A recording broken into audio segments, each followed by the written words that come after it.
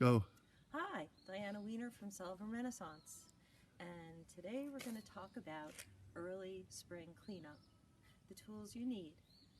Step one, make sure you gather them all first. The first thing that I like to gather is my favorite shovel, just in case I need it. The other thing I like to gather is my grass rake, a wheelbarrow for putting things in that need to go to the compost pile, my pruners. I prefer Felco, works for me. Number 2 works for me. They're the best, I think.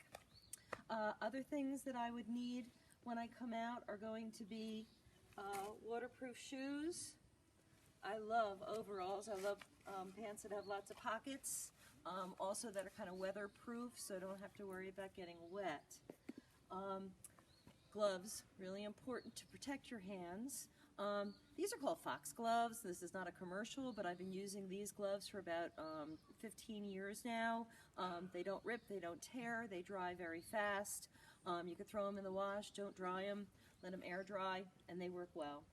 And I always bring a small little whetstone with me, because if I'm doing a lot of pruning, I can easily come out here at a 45-degree angle and I can sharpen my Felcos and keep going and not have to stop and step away from my task. So this morning we're just going to clean up a small area, and this is a hedgerow of dawn redwood trees, and because the grass was starting to get very thin underneath it, we decided to plant some ground covers, perennial ground covers underneath, so that we wouldn't have to worry about weeding once they fill in, and then we would have an attractive ground cover to show off. So you can see the pile of leaves that we've already collected. We've carefully raked through here, and underneath this metasequoia, we have planted some European ginger, and you can see the leaves of the ginger starting to come up. So we know this has survived.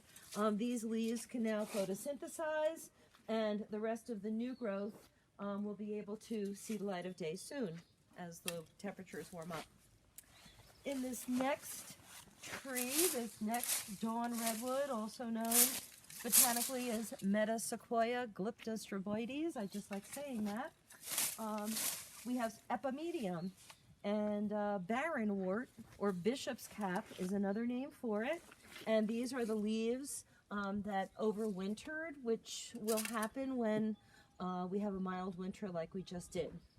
There are other things in here that I need to keep my eyes out for, and that is, we do have a big old maple that has a tendency to reseed in here, so I need to pull out maple seedlings. But then again, I would just go through and very lightly rake and put this all in a pile ready to go.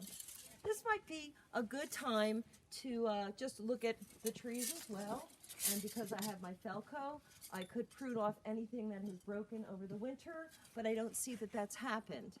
So really at this point, I would just go to my handy dandy wheelbarrow, go outside,